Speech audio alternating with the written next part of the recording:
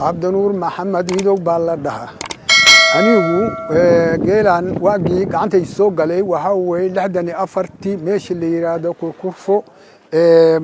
qowmadan dogodid ay garaha marka dagaal isku hormaadeen halkaas maarata xaggaba geeli la kala qaaday taas darteed annakana geel baan ka qaanay taas sidaas u soo galay waagaas wuxuu ahaa 64 u ahaa taniya markaas geelan gacantay ku jira iyadoo markaas يعني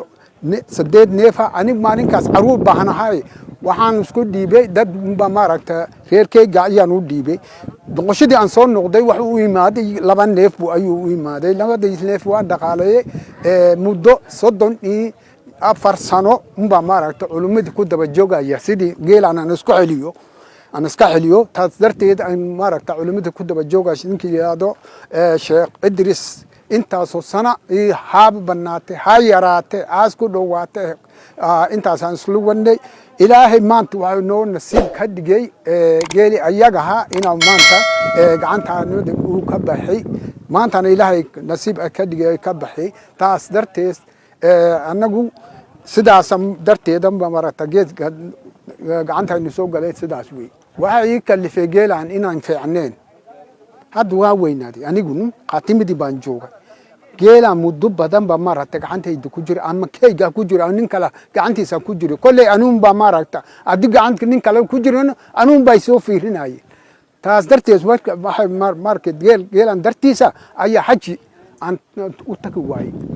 dhibaato igu noqotay taas darteed marata iska celiyo kaala iska celiyo baan rayo taas aan isku socday aqrayeen baan cabsi maxaa tan adda dum baan joogna aqran waan ka dum waa laga taa aqran waa loo socda taasan diir allah alxamdulillah mahad ilaahi marka rooba waa jijiitamaysa marka ugaaski markay gaartay suldaanki chief arinta markaas degdeg isu gaarsiyay arintii oo dhan isku markiiba noo dadajiyay maanta ilaahay gacantaani ka bixi horta magacaygu waxa la yiraahdaa Ibrahim Macalin Cabdul Umar waxaan jiraa 7 sano maalinta aydaheed iyo waagidaan dhax galan asaga iyo waagidaan dhaxdooda galan waa maqnaay hadii galan ninkii odagii qumay shalay waqtigaas ka dambana waqti dheer aduu badan afakaday waxaan dareemay inay xoolo waxaan ku adahay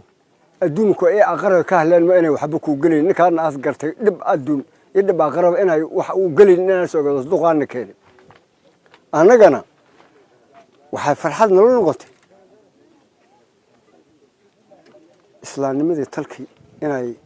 daacad ay tahay oo maxay yeeleen ninkii burga geel ka soo qumay galgal iyo ka saxag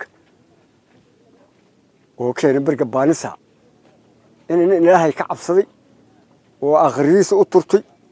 oo booli waxay ku santahay arkay inay islaanka saabacadageed arkay aan taasaan dareenay wax la filanaa ay ahayn wax la liyaa burga filan waa wax la liyaa ay yihiin marka haddaasna talkii odaga iyo talkii aan u cilinaynaa waxaan la soo celinaa waxay keeni karaan isu soo dhawaasho